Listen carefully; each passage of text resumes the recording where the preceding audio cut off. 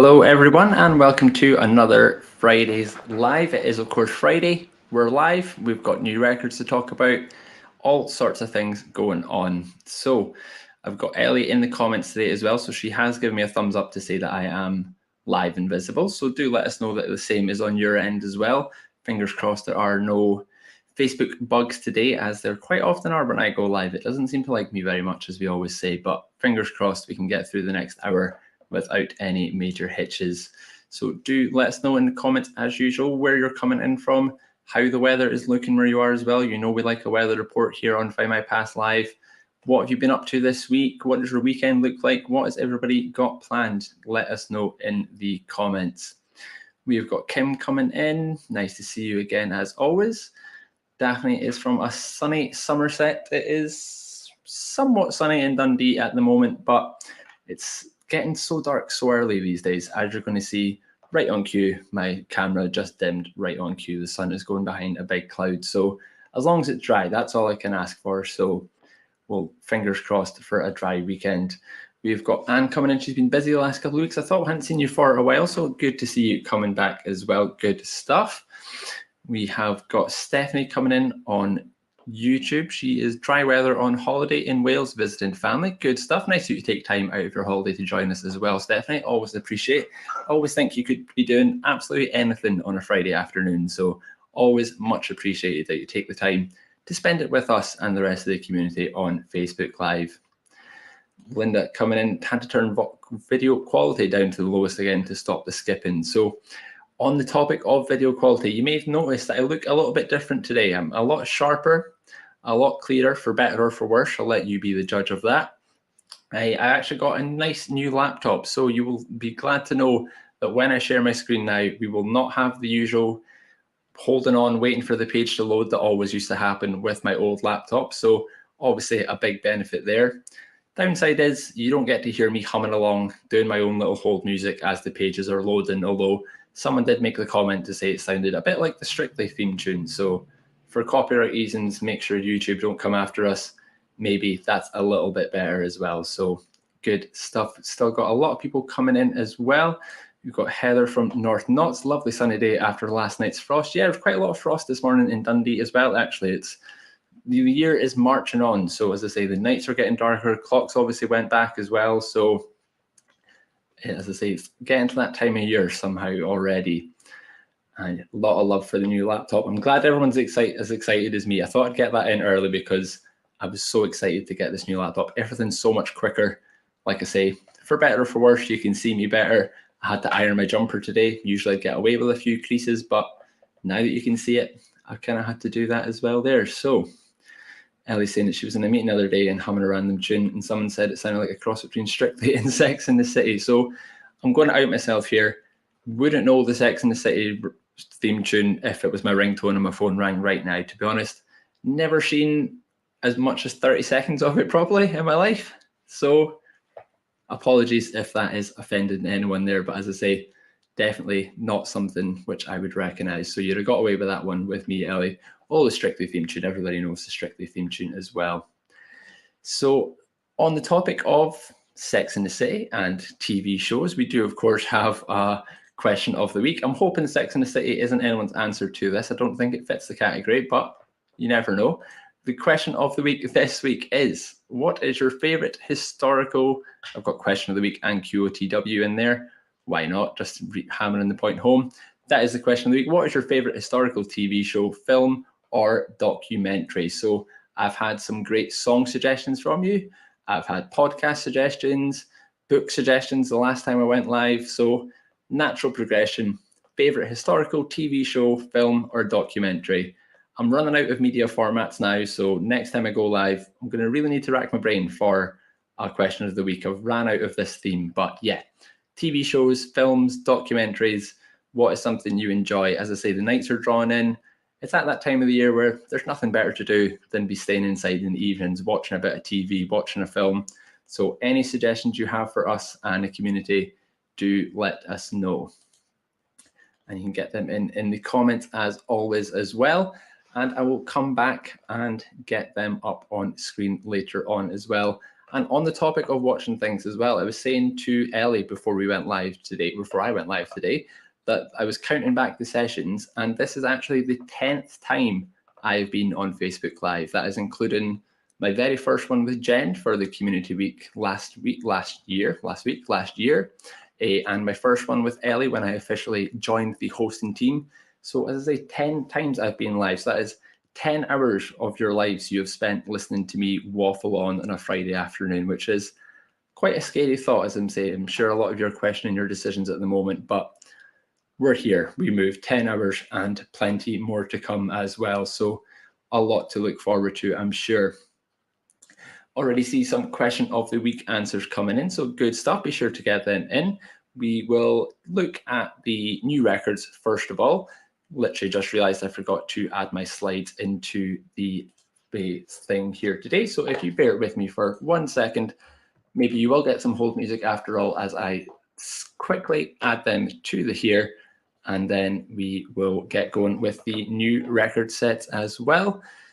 I mean, the good thing about having a new laptop is that you don't have anything saved. So there is much easier to find the things that you are looking for. I used to have so many files clogging up my desktop and everything like that, but it is much easier to find now. The file is just processing, might do a little bit of humming. Oh, here's me boasting about my new laptop and the slides are taking so long to upload, huh? Here we go. They're up here now. They're up now. We've made it. 2 seconds on. Oh, dry throat there. Yes, new records. We are talking about the new records today. We have got 2 new editions today. I always like when they are local editions as well. So I'm very excited about the new editions today. They are indeed updates to 2 existing record sets, which were already online, but there is so much more to be looking into these days. So the first new record set to look about is updates to the Scotland Poor Law and Poor Lists collection. These include the Dreghorn Poor Relief 1872 to 1901, Inverness Poor Relief 1846 to 1894, Wick Poor Relief, and then the biggest of the lot is the Stirling and Perthshire Poor Relief, which is over 12,000 records. So a lot of new records in there to be looking into. If you have already looked through these record sets, but these counties, these places look familiar to you in your family tree, have another go because there will be so much more to find out there now. So we have a few examples of these record sets to show first of all, and the first one is from the Inverness section of the records as well. Now, I will mention that both of these records are transcription, or all of these records, I should say, not both of them, but all of these records are transcription only, which may sound disappointing, but they are some of the most detailed transcriptions I think I've seen. So you are not missing out on anything because they are fantastically detailed stuff in there. You can see just the sheer length of this transcription that I've posted on screen, and there's even more information underneath that I didn't have room for on the slide as well. So as I say, fantastically detailed stuff. This particular example is of a Joanna Mackenzie, who was 17 when she was admitted to the poorhouse in Inverness. You got the typical information: name, age, date of admission, the year, the relief received. But you've also got things like place of birth. You've got religion, which doesn't always appear on these records as well. You've got the description of the disablement, earnings, nature of settlement, name, age of spouse and children. Now, Joanna was only 17, so whilst there's no spouse and children, you've got some really good detail about her parents. So you can see that her father is John Mackenzie, who was a soldier, and mother Elizabeth Clayton, now married to George Beamish, residing at Crook. So again, just fantastically detailed record for a transcription only, especially amazingly detailed stuff in there. And that's not all as well. When you look at the register section down at the bottom right-hand side of there as well, you've got so much information about rates which were being paid, the fact that she seems to have been born in the poorhouse itself, all the different roles she appears on, different dates of admission and when she was removed, etc. So as I say, still fantastically detailed for a transcription only record set. And another example from this record set is this one here. Now, this is from the Dreghorn collection. Dreghorn is a village in Ayrshire. Back in the day, Ayrshire was quite a big mining location. So a lot of miners in the area, and William Hutchison himself was indeed a miner. There are quite a lot of similar details as the last one. You've got place of birth, age, etc. You've got religion as well. Occupation, as I say, he was a miner. And when you look at the additional information as well, it says, this man has been burned with gunpowder. He'd been removed to Kilmarnock Hospital, appears to have a settlement in New Monkland. Claim is made on that parish. So again, a lot of detail in there as well. And again, as I say, he's not alone. There are a lot of miners in this collection, unfortunately, in the Dreghorn one. So if Ayrshire is a county familiar to your family tree, you have miners in your family tree, these may well be worth a look. And in keeping with the theme of occupations, we have our second new record set, or second new updated record set, I should say. And that is the Scotland Occupations and Professions. Again, a few different sources included in these record sets as well. We've got things like the Company of Merchants of Edinburgh, Scotland Fellows of the Royal College of Surgeons, Scottish Seafarers Index, and the Fife Shopkeepers and Traders as well. Fife is just across the water from us in Dundee, so as I say, nice getting Scottish record sets, especially good when they are so local right across the water as well. I know Anne will be looking forward to these ones as well, being local to the area too. So another few examples from this one. These are actually both from the Fife Shopkeepers and Traders. Quite a lot of local bias in this, I'm going to admit, not just these two record sets, but when I look at the record set you may have missed later on as well, it's quite local, well, a local example, I should say. So apologies to anyone not from Dundee, not familiar with Fife, but it's interesting nonetheless. So this is William Jarvis, who was according to the additional information, an efficient builder of boats and drifters. Also acted as the manager and secretary of the Whitecross Steam Fishing Company as well. Again, transcription only, but so much good detail in here as well. Not just what he did, what his trade was as well. You've got when he retired from business, when he died, and also his wife's full name and when his wife died as well. So if you do have maybe Fife ancestors, you're struggling to find that little bit of extra information, maybe a marriage record, maybe a spouse, these records are definitely worth a look, because not just the trade that's discussed, but so much detail about the person itself as well. So definitely worth a look. And as always, the ideal companion to any record set is the newspapers. And there's some really good information about William Jarvis in the newspapers as well. So as I say, he was appearing in this record set because he is an efficient builder of boats and drifters. But when you go back into the newspapers as early as 1882, you find this lovely article about William, who is listed in a prize competition because he won £20 for the model of the safest and handiest sailing fishing boat for model Maggie Lauder. So that's back in 1882, and the record before was from into the 1900s. So humble beginnings for our William. Started off making safest and handiest sailing fishing boats, and went on to be a full-scale builder of boats and drifters as well. So I'd say some really nice history. You can start seeing, like I say, humble beginnings, I would say William had, as model boats to the one big thing itself. So always, as I say, the ideal companion is the newspapers as well. And we have, as I say, another example from the same collection as well. That was the Fife Shopkeepers and Traders. This one's slightly different. This was actually a photographer. This was a guy by the name of Thomas Taylor, who was a photographer. Again, lovely detail in this. Additional information you've got: he was a photographer, where he was from, he spent many years in Dundee, and also something I found really nice was that it says when he retired, he retired in favor of his son. So his son took over the family business as well. So again, not just the fact that Thomas Taylor, photographer, Kirkcaldy, all this little information as well. The family business kept going. And again, really nice clues as well, because that is in 1916 that happened. So obviously there is no Scottish census yet for 1921. So it's that little clues you would know where his son was and what his son was doing in 1916 as well. And much like William Jarvis, the example before, there is some nice stuff about Thomas in the newspapers as well. And this was an advert from the Fife Free Press in 1885, which I really liked. I really like the kind of language of it more than anything there. So this is Thomas moving premises.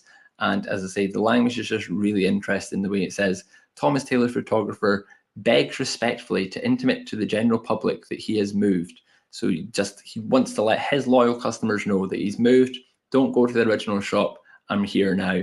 And he's kind of bigging himself up a bit, and so he should. The way it says that he wants to draw attention to the fact that he has fitted up at considerable expense a beautiful studio with sitting room and every modern convenience for the comfort of his patrons. So, as I say, sounds like he's put a lot into this new premises, and he wants to let the public know that no expense has been spared. If you're coming to get a photograph from Thomas, you're only getting the best service. And again, I just love the way that he's talking about this new address. He's obviously very keen for his customers not to miss out on this. Don't mistake the address. Observe the address is 481 High Street, Harbourhead, Kirkcaldy. And I know that maps have been quite a big theme of Facebook Live recently as well. We like looking at maps. We like looking at Google Street View, seeing where things are now. Because it had such a detailed address, I had to go and look what was Thomas's studio looking like these days. And I was quite disappointed to know it's a Lloyd's Pharmacy these days. So very different from what it was back in the day. But that Lloyd's Pharmacy building in the middle there is where back in the day you would have been going to get your portrait done by Thomas as well on Kirkcaldy High Street. So nice putting some modern context into the things that you find in the newspapers as well. And of course, on the topic of newspapers, we of course have a lot of new newspapers added this week as well. We have got 3 new titles in the Peebles News, 1896 to 1920, the Ramsbottom Observer, 1900, and the Vale Advertiser, 1996. And we've got examples of the Peebles News and the Vale Advertiser below as well. Now, the Vale Advertiser is from 1996. So when I was looking at pulling a front page to include in the slide, you start realizing how different front pages were back then to how they are like in the modern age. I think I'm so used to looking up historical newspapers that you almost forget what front pages are like these days. It was very hard to find a sort of safe front page, if you like. They're all very sensationalized, big, massive letters about gruesome murders and all sorts of horrific crimes and everything like that. Not stuff I wanted to be displaying on screen on this lovely Friday afternoon. So Mad Cow Verdict might not seem like a good news story, but trust me, it was a lot better than what I could have picked as well. And when I'm talking about the updated titles, I know I always like making a joke about I get given the longest lists, and I've lucked out in the past few weeks. I've done all right with my list. I've not had a long list to read out. But this week, Ellie has scheduled me in, knowing full well that this massive list is coming up. 73 updated titles that we have this week. So as always, I'm not going to read through that whole list there. Ellie stitched me up. Got some highlights on screen at the moment, though. Things like the Aberdare Leader, the Ashby Mail, Beverley Advertiser, a load of new editions from the Hinckley Times as well, spanning from 1897 right up to 1996. So massive amount of newspapers added to that one, and a few from Ruislip and Northwood as well. So as I say, as always, if you've already had a look through the newspapers, which I'm sure at this point you all have already, but if those titles are screaming out to you, you know what to do over the weekend as well. So much more to get into. So I'm going to remove my slides now. I'm going to take a second to have a little drink of water. My throat is really struggling at the moment, so bear with me. I think this change of temperature is really playing a nightmare with me at the moment. I've been a little bit under the weather this week. I had a really bad sneezing bout earlier on in the week as well. As I say, it's at that time of year when it's cold. I've moved from hay fever to just being cold now. So I'm going to be ill one way or another. So apologies for my hoarse throat and frequent water breaks, which I'm sure I'll be taking as well. So right on cue, I need it. Sorry.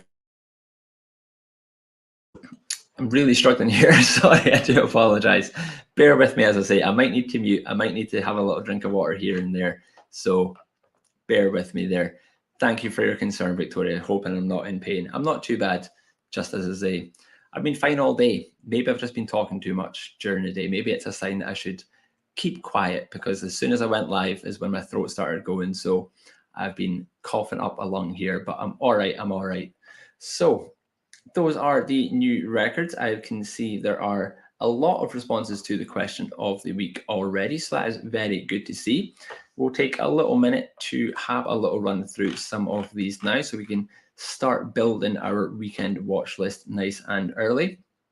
I'm going to start with one very close to my heart. Ellen recommended a very old Ken Burns Civil War. Yeah, anything by Ken Burns is fascinating stuff. It can be really long, really hard to get into sometimes, but always worthwhile. So much information in those documentaries, really well made, all of them as well. So definitely Ken Burns Civil War, or anything you can find by Ken Burns, definitely always a look.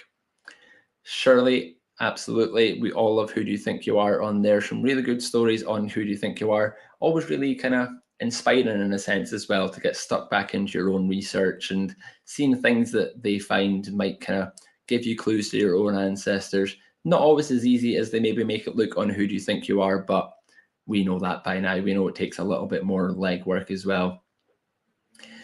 Ellie has one of her own as well, so we'll pop that on. So Ellie's been loving the Lucy Worsley Investigates. Fascinating. Rewatched one of the Scotland witch trials on Monday after I mentioned it last week. So yeah, we did speak about the Scottish witch trials not too long ago as well. So if that tickled your fancy and you're looking for more, then Lucy Worsley is the woman for you. I've not actually seen those at all. So as I say, I'll be adding that to my weekend watch list as well. We'll have a look here. Daphne, anything with Dan Snow, Lucy Worsley getting a lot of love, Alice Roberts and Neil Oliver. So yeah, I think Ellie put in the comments about her meeting Dan Snow. Bit of a fangirl moment, I can imagine, for Ellie, but it's all right. We've all been there. We've all been there. As long as there was no tears, Ellie, that's all that matters. But as I say, all a big fan of Dan Snow as well. He makes some really good stuff too. And we'll pop a couple more so I can always come back and get the older ones later on. Kim is suggesting They Shall Not Grow Old, which features original World War I imagery and video. That's always really cool, I think, when you're seeing documentaries. A lot of the ones are kind of just photos flashing on screen as well. But when you see that original footage from something like World War I as well, it kind of really just hammers it home a little bit because, like I say, it's easy to kind of, in your mind, deduce it to just still images and photographs. But when you're seeing that original footage, especially some of the colorized ones that are being done these days, it can be really fascinating. And as I say, puts a bit of a new perspective on it as well. And we've got one more I'll pop on for now. Damien on YouTube. When I was younger, I used to like watching Goodnight Sweetheart with Nicholas Lyndhurst. And that name, Goodnight Sweetheart, is ringing a bell, but I can't quite think of what it is now. I might be outing myself here, but is Nicholas Lyndhurst Rodney from Only Fools and Horses? He is. Cool. See, someone said about me showing my age earlier, not having seen Sex and the City, but I know the classics. I know the real good stuff. I know Only Fools and Horses, so that's all that matters. But we won't talk about Sex and the City anymore. As I say, it's not been an answer yet, thankfully. I'm not sure the historical context of that at the moment. So good stuff. That was a few questions of the weeks, but as I say, I will be coming back more because there are so many answers coming in already. So be sure to get them in as well, and we can come back and review them. And as I say, all start building up our winter watch list nice and early. Good stuff. So I've got a quick plug to do on behalf of Ellie. I'll be in trouble if I don't do this, so I will get that out of the way nice and early because I am prone to forget things if I let things get away from me too much. So I will plug that just now. Ellie will be putting a link in the comments for us as well. But there is a thing that we are doing on a platform called Stitched. It might be new to yourself. It's certainly new to me as well, but it's a really cool little platform. And what we're looking for are short videos about your wartime ancestors. And that doesn't have to be a soldier who was on the front line, for example. It could be someone who was in the home front or auxiliary service, someone that helped evacuees or refugees or anything like that. Any wartime ancestor that you've got that you're particularly proud of or has a particularly interesting story, do let us know. Ellie's popped a link to the thread in there. It can be a quick video on there, so just a short video of yourself talking about your ancestor, what they did in the war. There's a few examples on there from the Find My Past team already to get the inspiration flowing as well. You can start learn more about the team as well. Some people you may not have seen before, but you may know from the comments as well. Niall's got a really good one about one of his ancestors on there as well. And we are relying on you. You are our loyal viewers, our Facebook community. So we need your help. Help us out here. You pop that in there and you will be doing us a favor but you could also get something in return, because no such thing as a free dinner, as they say. So if you do upload your post and you are so kind to tell us about your wartime ancestor, you will be entered into a prize draw, and that will get you a 12-month pro subscription, and the star prize, a research consultation with none other than Jen Baldwin, who you all know and love so well. So imagine how much that could help your research. A sit-down chat with Jen, even just me, the instant messaging Jen during the day, I learned so much more about family history than I ever could have imagined. So, like I say, imagine sitting down with someone like Jen and getting that one-to-one time with her. If you were at the Savoy event, you would have seen some of the great work that her and Ellie did for some of the stories that were submitted as well. So it gives you an idea as to what you might expect from that session as well. So as I say, do us a favor, you might get something in return. You can get that prize draw as well. So get your submissions in. I'm not sure if there is a deadline for that at the moment. Maybe Ellie can pop in the comments if there is a deadline at all. But the link is there. So afterwards, if you're feeling so inclined, maybe have a glass of wine first, loosen up a little bit. I certainly do before I go on live any Friday. So crack on, do whatever you need to do. But as I say, that would be very much appreciated, and also very interesting to see what your ancestors were doing there. Deadline is early December, but the sooner the better. So yeah, something for you to do over the weekend as well. And on the topic of wartime ancestors as well, as I say, it is somehow the 4th of November. The year is marching on at the moment, which of course does mean that this time next week will be Remembrance Day, the 11th of November. And there are some really cool sessions planned next week as well. So some little extra bits for you from the experts, people much more qualified than myself to be talking about these sort of things. But you will be sure to learn a lot from these people and from the sessions which we are running next week as well. So be sure to look out for them. But I am going to do a little bit something of my own on the topic of military research, sort of. You'll find something a little bit different maybe. So we're going to talk about that just now. I will add my slides back onto the screen. So yeah, I'm going to talk about the record set today, which is the British casualties in the Spanish Civil War, 1936 to 1939. This is, as I say, part of the Military Armed Forces and Conflict record set. It can, or record set, I should say, record search page, and it can be quite easy sometimes when you're looking at that record set search pages to see the categories down the left-hand side, and you've got things that we all know, like the First World War, the Second World War, the Boer War, but there is so much more in these collections that you may have missed, things like this record set, for example.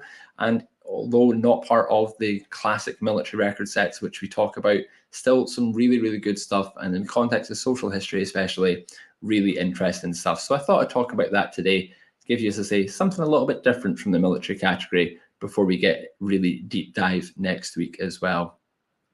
So a little bit of background, first of all, to the record set itself. So the Spanish Civil War. So in the 19th century, Spain was not doing so great. It had a lot of overseas territories, as a lot of countries did at the time, but it was starting to lose hold of them. There was a few wars in the late kind of 1890s, and a lot of these territories started breaking away, and the Spanish Empire, if you like, was starting to crumble a little bit as well. And then in 1902, a guy by the name of Alfonso XIII took the throne. Alfonso was only 16 when he took the throne, which didn't really stop him though, because he was very much involved. He threw himself right into it, started meddling in the politics side of things, intervening in policies, doing all sorts. So as I say, for a 16-year-old when he took the throne, didn't take him long to really grab hold of that role. But things still weren't going too well for Spain necessarily. Although they still had some overseas territories, things weren't going too well in them. For example, in Morocco, a lot of Spanish forces were forced to retreat, which spurred on the Rif War, which although Spain did win, the fact that they had to retreat maybe wasn't a good look for them at the time. At the time, it was seen as sort of a bit of an embarrassment, and one which Alfonso himself was quite heavily implicated in. So it certainly wasn't a good look for the young king to have been forced back in one of their overseas territories. But he did manage to keep hold of power, and with the support of Alfonso, a guy by the name of Miguel Primo de Rivera took a charge in 1923 when a dictatorship was formed in Spain. And a common theme here, things didn't get too much better for them either. The country was really struggling at the time. There was a global depression in the 20s and 30s. Spain was quite hit quite heavily by that as well. So still we're quite struggling as a country. And at that point is when you can kind of see the sentiment in the country changing as well. Things like the monarchy, for example, people started thinking they were maybe too heavily involved in the politics side of things. And a lot of people either wanted to remove the monarchy or certainly stop them being so involved in the political side of things. So in 1931, democratic elections were held, and it was the Republican and Socialist candidates who performed well in these, and they formed a government in 1931. And then again in the elections 5 years later, in 1936, another coalition of Republican and Socialist parties was formed to be leading the country. But people weren't always too happy about that. Certainly in the 1930s, when these sort of candidates started rising to power, the other side of things, those loyal to the monarchy, weren't best pleased. They started forming their own little groups on the side with the aim of one day sort of taking down the Republican and Socialist government. And a guy that I'm sure you will all know, a guy by the name of General Francisco Franco, on the 17th of July 1936, he announced that a rebellion had begun, there was a military coup, and they were going to be overthrowing the Republican government as well. And things moved quite quickly. They managed to take quite a lot of key strongholds and major cities, but one that was proven particularly difficult to get was Madrid, the capital city, of course, at the time, which would have been the big one that everyone was looking to hold on to or gain control of as well. And at the time, the international support for this, no one was really getting too involved. There were obviously fascist governments in Italy and Germany at the time. They were on the side of Franco. No one was really helping the Republicans too much. The Soviet Union were somewhat involved, but the major support for the Republican side of things came from what was called the International Brigade. And these were volunteers from around the world, mainly places like France, Ireland, America, and Britain, of course, those that we're going to be talking about just now. And the first of those arrived on the 14th of October, 1936. And in the interest of full disclosure, I will mention that there were international brigades on the other side of things as well. Franco's side was quite heavily linked to the Catholic Church. So, for example, quite a few hundred volunteers went from Ireland to fight for the Franco side. And as a little sort of family story, there's a legend in my family that one of my ancestors went to Spain to take part in the Civil War. I've not been able to find any record of this. He was Irish. He was from a heavily Catholic family. There are no records of him, and apparently the Irish government at one point destroyed all records of those who went to fight for Franco's side. So maybe the fact that I've not found him in the records is a good thing. Maybe ignorance is bliss at this point there. Nobody can say for sure which side of the coin he fought on there, but as I say, it's certainly a bit of a family story, one that my dad told me when I started working at Findmypast to see if I could find anything about that. But as I say, maybe the fact I haven't is more of a good thing than anything. So we'll start having a look at these records, and I'm going to use, as I mentioned earlier, local examples for this. And this is a gentleman by the name of Alexander Kenneth Stalker, or Ken Stalker as he would have been known. That is a photograph of Ken on screen at the moment. Now, Ken was born in Dundee. He was born on the 24th of September 1896. You can see his birth record on file there. Now, traditionally, the men and women that took part in the International Brigade side of things were of a working class background. And when you start looking at the early records for Ken, on paper, it may not seem like he fits the bill necessarily. You can see on the birth certificate or on the birth record, his father's occupation is given as a medical practitioner, which would have been quite a good job at the time. And when you start looking at things like the 1901 census as well, you can see that his father is a physician at the time. He comes from quite a large family. All his brothers and sisters of age are attending school, and he even has 2 servants living in the household as well. So as I say, maybe at the time it doesn't seem like he fits the stereotypical bill of the sort of working class guys going to fight for the International Brigade. But much like a lot of the people who fought for the International Brigades, he did have a military background himself. Ken fought in World War I. He took part in World War I, as did some of his brothers as well.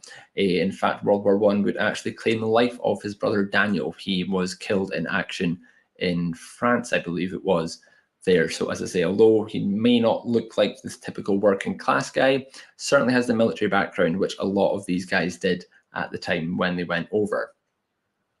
So that was the discharge record from 1916 from the British Army in the First World War. The only other record I could find of him in between then and the Civil War was an electoral register in Dundee from 1920. But according to the book on the subject, somewhere in between then and the war starting, Ken had moved down south. He was living in London.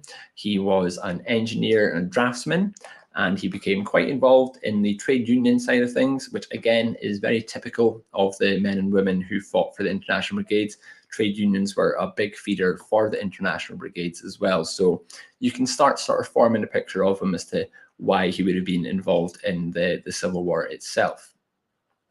So looking at the records themselves now, there are, of course, 2 ways in which you can start looking for people like Ken in these records.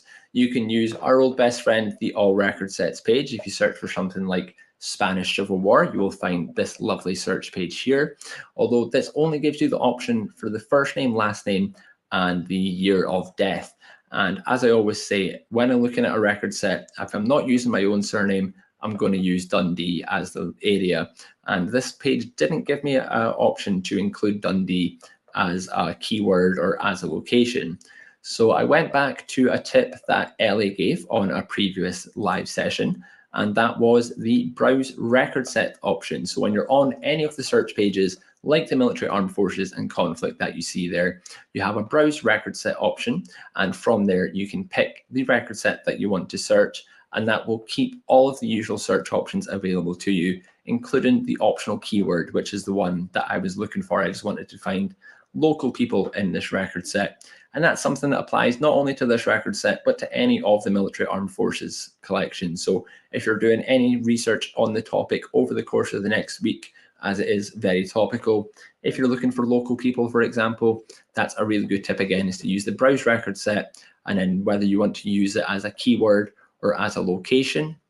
The benefit of using it as the keyword, as we'll see when we look at Ken's record shortly, is that it doesn't appear as the location of the record itself, but it does appear as on the transcription. So it's a nice little workaround. It might say born in Dundee, enlisted in Perth, for example, as his actual British Army service record did. So a really good tip for finding local military people as well is to use that optional keyword field. And when I did that search, you can see that on screen at the moment with the search criteria on the left-hand side and the results, or some of the results, on the right-hand side. There were 16 results, and you can see that Ken's is ticked. Contrary to popular belief, I do prepare for these sessions. I did look at that record before, so that is why that is ticked, as I'm sure you'll all know from having used the website. And much like the new record sets that we spoke about earlier, these are transcription only, but that doesn't really mean that you're missing out on anything, because they are still incredibly detailed stuff. You've got things that may be typical to a military record that you would look at: first name, last name, a birthplace. This is the casualty list, so it of course has his date of death and where he died, regiment that he fought in as well. But it's when you look at the right-hand side that you start getting the real detail from these records. You can see family details: son of Professor A.M. Stalker. So as well as being a respected physician, his father, Alexander, was also a lecturer at the University of St. Andrews. And looking at the biography column, you can see when he enlisted, how old he was, the fact he was a member of the shipbuilding union, he was in the Great War. And even in the reference notes as well, you can get that little bit extra information and maybe some next steps for you in your research as well, because it lists an obituary in the Dundee Courier and a report in the Dundee Courier as well. And that kind of brings me on to my kind of top tip of the week, if you like, as well, is that when you're looking for military ancestors, don't just rely on the service records of the military, armed forces, and conflict records. If you have military ancestors, always look for them in the newspapers as well, because as well as things like this newspaper from the Holloway Press, this 20th of March 1937, which reports Ken's death itself, a Islington communist died by Franco's bullets. Again, quite a sensationalized headline there. You can imagine that grabbing your attention in the newspaper. But as well as reports of the incident itself, you can see how much detail there is available about Ken himself as well.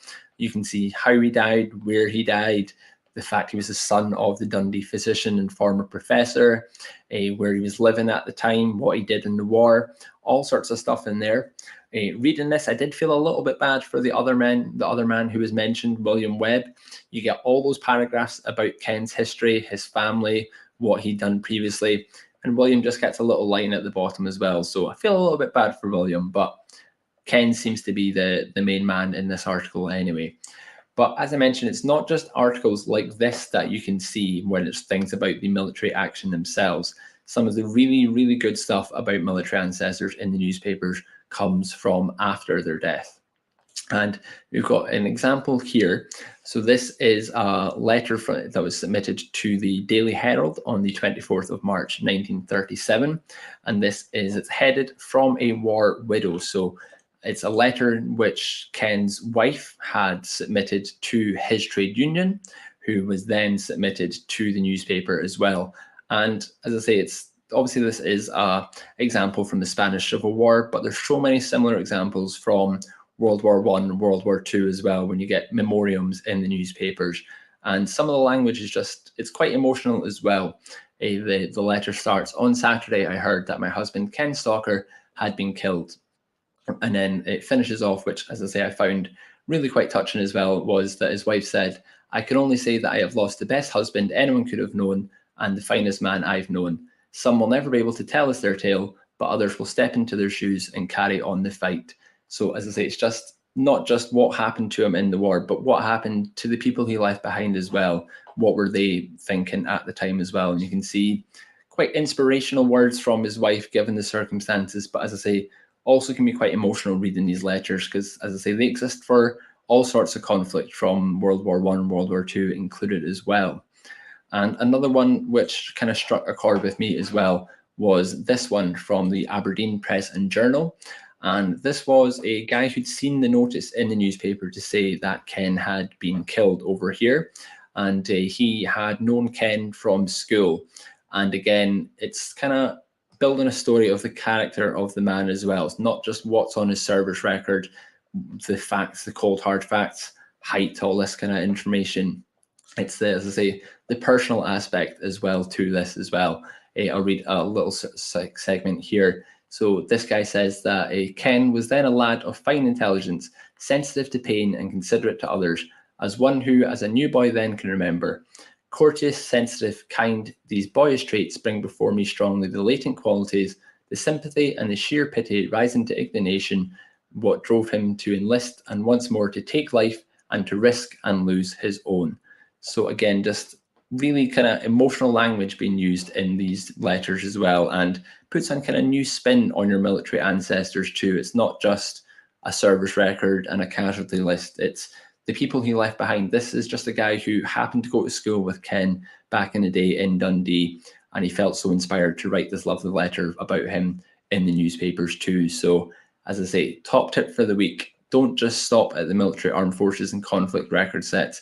If you are looking for your military ancestors, especially at the moment with remembrance so close, be sure to have a look for them in the newspapers as well. And the last little slide I will pop on screen, because I know Anne has mentioned it as well, is that if you are looking for, that applies to the Spanish Civil War, or indeed any military ancestor as well, be sure to look for what memorials might exist to them as well. There are memorials to the Spanish Civil War international brigades all over the country, and Dundee is no different. As Anne says, is outside the McManus, right across the road from our old office. In fact, there is a memorial to the Dundee men who fought and died in the Spanish Civil War. And you can see Ken Stalker is at the top of the second column, I should say, there, as well as the others who fought. So as I say, be having a look for memorials as well, whether it's the Spanish Civil War, World War I, World War II, whatever it might be. Always nice to have a place, if that was your ancestor, to have him immortalized in such a memorial as well. So that brings to a close the record set you may have missed category. As I say, it's sort of in keeping with the theme, but something a little bit different, maybe a record set that you didn't know that we had, and one that might be worth a look, because as I say, we spoke about the trade union memberships before and things like that. So if you've got members of your family tree who were in the trade union movement at the time, they may well have fought in Spain as well. So definitely have a look into that. So I'm going to take another breather before my throat gives up. I'm surprised I made it through that 50 minutes non-stop talking without coughing, so I must be getting better. And I'm going to have a little look through the comments, so apologies in advance for the awkward silence in between, because I'm scrolling back through for anything that I may have missed as well. There's and yet saying about the memorial right outside the DC Thompson building as well. So whenever anyone is in Dundee City Centre, the McManus itself is fantastic. There's a lot of really cool stuff in the McManus. I spoke about that before, maybe even in the last session. I think I spoke about the McManus, because one of the buildings I spoke about was outside the McManus as well. And yeah, definitely worth a look in there if you're interested in the history of Dundee and you're lucky enough to be in the area as well. And Victoria as well, saying that she read a book by Victoria Hislop called The Return, where Spanish Civil War features heavily. Learned so much. Staying in Spain at the time, still painful for the older generation. So yeah, like you say, much like a lot of families in Britain being so heavily affected by World War I, World War II, this Civil War really did tear the country apart. Families were split on both sides. Men and women on both sides were obviously killed as well. So like you say, it would still be quite a painful topic for a lot of people in there. And yeah, like you say, there's a lot of books written on the subject as well. Some famous people that you may know were in Spain at the time as well. Ernest Hemingway was reporting on the Civil War at the time. And George Orwell, I believe, was actually part of one of the infantry units in the Spanish Civil War. And he has the book Homage to Catalonia as well. So there's plenty of books out there on it as well. So as I say, whether you're just interested or maybe you do find one of your ancestors in that record set, definitely have a look and see what you might find out on there. And we have got 12 minutes left, and we've got time to run through some more watch list recommendations so we can all get our weekend ready and see what we might be going on here. So a lot of love for this Lucy Worsley. As I say, she's not someone I've heard of before. I'm going to need to look her up, because that's, 3 times that she's mentioned now. Ellie is despairing at the fact I've not even heard of her. So Ellen also loves the Lucy Worsley shows, anything Ken Burns does. As I say, big Ken Burns fan as well. Finding Your Roots with Professor Henry Gates. And she guesses I'm sort of a historical documentary junkie. Absolutely, Ellen. My partner always makes fun of me because she'll suggest, do you want to go to the cinema to see this new film? Do you want to watch this new film? And I'm just not interested. I'm like, oh, I don't have the attention span. I can't sit in the cinema for too long. And then I'll go and watch an 8-hour documentary series that Ken Burns does about the Vietnam War. And she's always just amazed that I like saying, I don't have the attention span for that. 2.5 hours, that's way too long for a film. And I'll go and sit down and watch something like that. So I'm right there with you, Ellen. Much better things than all these Sex in the City and the likes. Got a few more as well. Janet telling us a bit more about how she got started on the road of genealogy. The Time Team was a favourite in the past. I remember the original family history series with Gordon Honeycomb in the late 70s and 80s.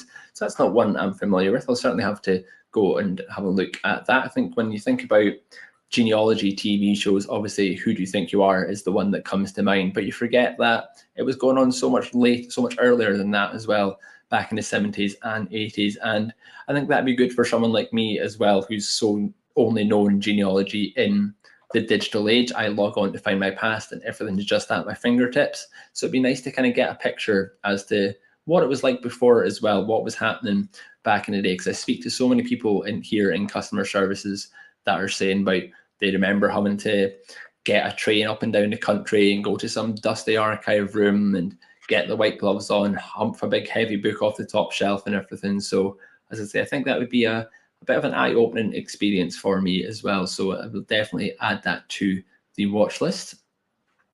Rosie documentaries Black and British. That was a very good one. I have seen that one myself as well. So yeah, definitely recommend that. And 1916, the Irish Rebellion. So little callback. We've been celebrating 10 live sessions for me. You may remember I did one on the 1916 record set as well. So if you're interested, Rosie, definitely go back and watch my session as well. That was fantastic, if I do say so myself. And we've got a nice long list from Anne as well. The Last Kingdom, and I guess a little bit off topic, Outlander, though it has the fantasy elements. Correct me if I'm wrong, Ellie, but are you in the background of Outlander? She is. So if you're going to be taking up Anne's suggestion and watching Outlander, eagle-eyed might spot Ellie in the background. She did a bit of extra work before she joined us here at Findmypast, so you may well spot someone that you know very well in the background of that. So have a look and see if you can spot her. I'm not sure. Do you have any screenshots of you, Ellie? Have you noticed yourself at all? Nah, she's trying to pretend like she's not freeze framed every second trying to find herself. So someone will find her. She's out there somewhere. We'll find her. And another one from Anne as well that I just want to shout out to, the Black Klansman. Really fascinating story based on a true story as well. Really brilliant film too. So definitely another one that I would recommend as well. I've got time for a couple more, so I'll pop that on as well, because like I say, the watch list is growing. I've got books, songs to listen to, podcasts to listen to, TV shows to watch. We'll get a few of these more on the list as well. Jesse, our own Jesse, is recommending Paris is Burning. Such an incredible and heart-wrenching glance into the old queer culture of the mid-late 1900s. And fictional has got to be the great, just peak period entertainment and incredibly costuming. That's what everybody likes to see, isn't it? Period pieces, just something that I can't go for some reason. I've just never been into them at all. My partner absolutely loves them, so I will get that on her watch list when I'm at the football or doing better things. And one more, Victoria, shouting out a classic Who Do You Think You Are, but also My Family History, My Family Secrets Revealed. Like Who Do You Think You Are, but featuring members of the public rather than celebs. Wish we would do another series. That's something that always comes up with Who Do You Think You Are, is people wanting the kind of regular people, quote unquote, normal people to be on it rather than celebrities. Don't get me wrong, there's some fascinating celebrity stories, and it's really interesting seeing the roots of the people that we know so well from the TV shows. But like I say, sometimes members of the public have just as interesting, if not more interesting, stories to be told as well. So it'd be great to see another series of that, and I'll definitely be having a look and seeing what that is all about as well. And we will just have another flick through the comments as well. So Anne giving a good shout out there that in Cinema in Dundee you can have she says a cup of tea, but don't get me wrong, you can get something stronger than a cup of tea in a cinema too. So maybe a pint, maybe a cocktail. That might be what I need to sit through a film. Although then you're just going to need the toilet halfway through and you end up missing the whole thing anyway. So hey, sod's law. And here we go. Sandy says she's going to be watching for Ellie. So here's a little clue for you. She thinks she's in season 2, episode 12, in an outdoor street with Claire and Myrta. And I think Jack Randall was on set that day too. So look at Ellie rubbing shoulders with the celebs. Dan Snow, Jack Randall, Claire and Myrta, all sorts of things. We'll need to get her to do a tell-all on her time on TV at some point as well, because like I say, it's just really cool, isn't it? Just you watch all these TV shows, you don't really think twice about what goes into the making of them, but Ellie's been there, she's done that, and her sister's involved in the industry as well, so really interesting stuff.